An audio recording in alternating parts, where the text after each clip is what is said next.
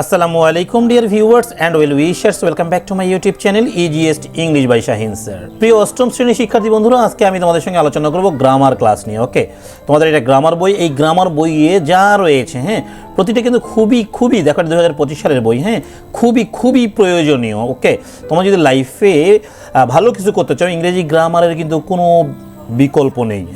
আমাদের দেখো 1 থেকে 52 পৃষ্ঠা পর্যন্ত রয়েছে পার্টস অফ স্পিচ। বুঝতে পারছো ব্যাপারটা?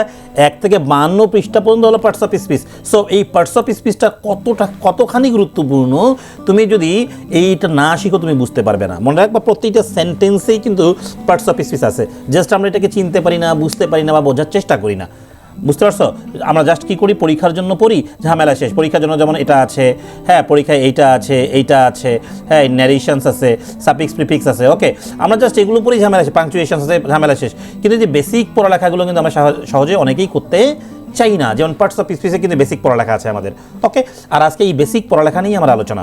প্রিয় শিক্ষার্থী, ভিডিওটি শুরু করব, তবে শুরু করার পূর্বে তোমাদেরকে জানিয়ে রাখি, তোমরা যারা এখন পর্যন্ত আমার চ্যানেলকে সাবস্ক্রাইব করো নি, ঝটপট সাবস্ক্রাইব করো। সেই সঙ্গে কমেন্ট সেকশন লিখো তোমরা কে কোন স্কুল থেকে আমাকে দেখছো। প্রিয় শিক্ষার্থী, দেখো আজকের আলোচনা হচ্ছে আমাদের parts of speech. Parts of speech বইয়ে যা রয়েছে সেভাবেই আলোচনা হবে, কিন্তু আমি সেটাকে সুন্দর করে মডিফাই করে দিয়েছি তোমাদের ভালোভাবে বোঝার জন্য। দেখো, পার্টস অফ স্পিচে বলা হচ্ছে look at the sentence below, নিচে সেন্টেন্সের দিকে তাকাও।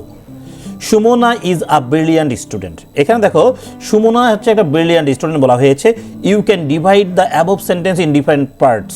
ওকে, দেখো সুমনা একটা করেছে, ইজ একটা, এ একটা, ব্রিলিয়ান্ট একটা, স্টুডেন্ট একটা, করার পরে এগুলোকে আবার বিভিন্ন নামকরণ করা হয়েছে।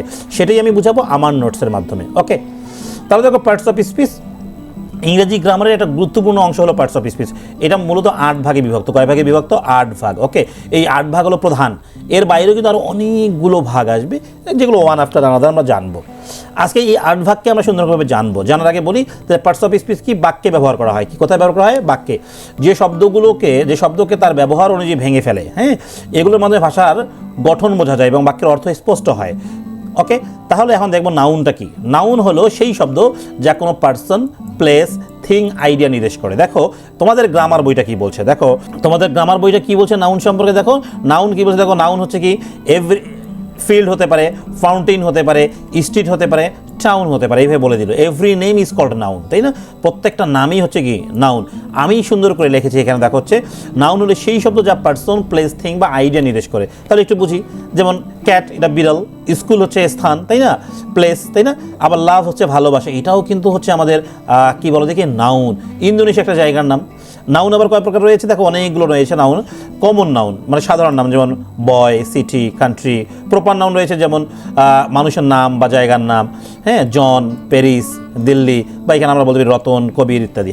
অ্যাবস্ট্রাক্ট নাউন রয়েছে, যে নাউনগুলো কি করা যাবে, অনুভূতি করা যায়, জাস্ট এগুলো দেখা যায় না, বাস অনুভব করা যায় শুধু। যেমন জয়, আনন্দ, ফ্রিডম, স্বাধীনতা, এগুলো কি দেখা যায়? এগুলো অনুভব করার জিনিস। কাইন্ডনেস, দয়া, ওই মানুষটা খুব দয়ালু।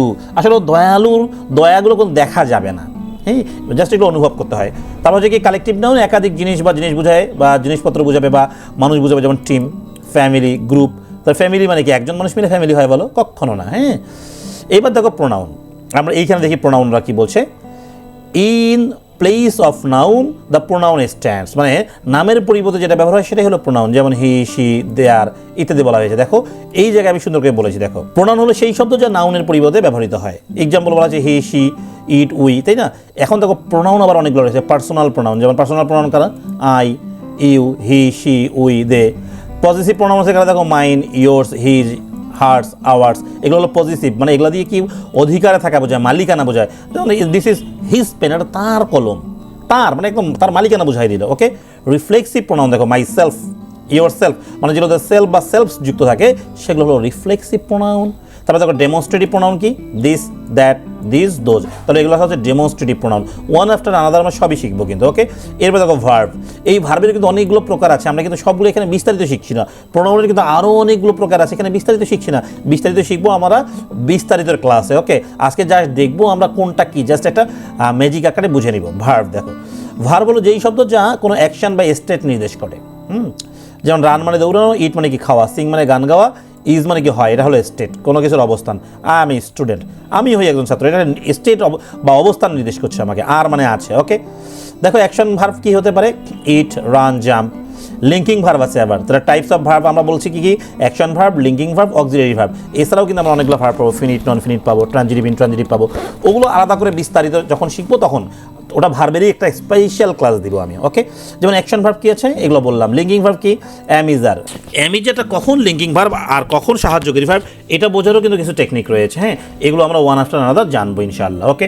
এবার দেখো অ্যাডজেক্টিভ মানে বিশেষণ, যেটাকে আমরা বাংলায় বলি, হ্যাঁ।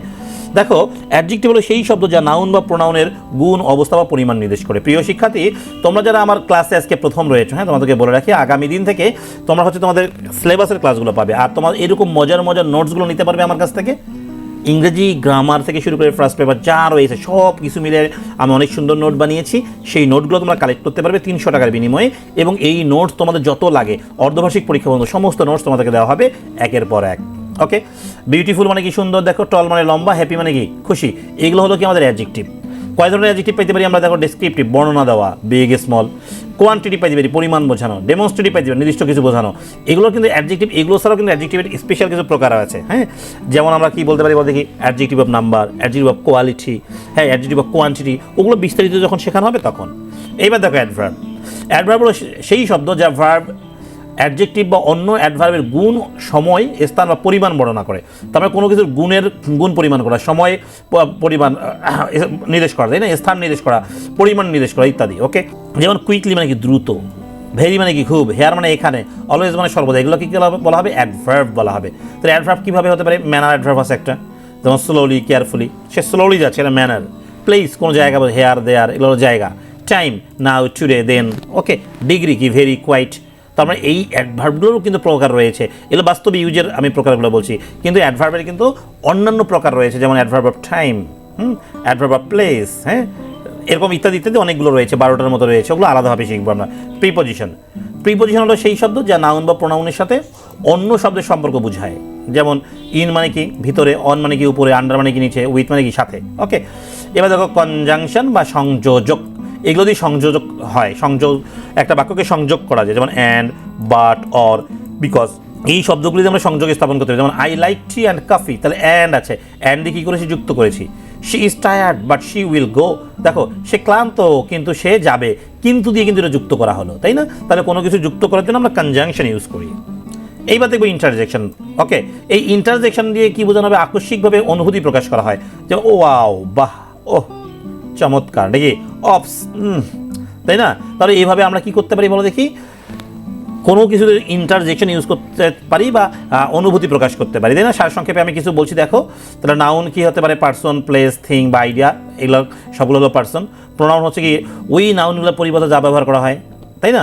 ভার্ব হচ্ছে কি অ্যাকশন বা স্টেট, মানে কোনো কিছু করা বা কোনো কিছুর অবস্থান বোঝাবে।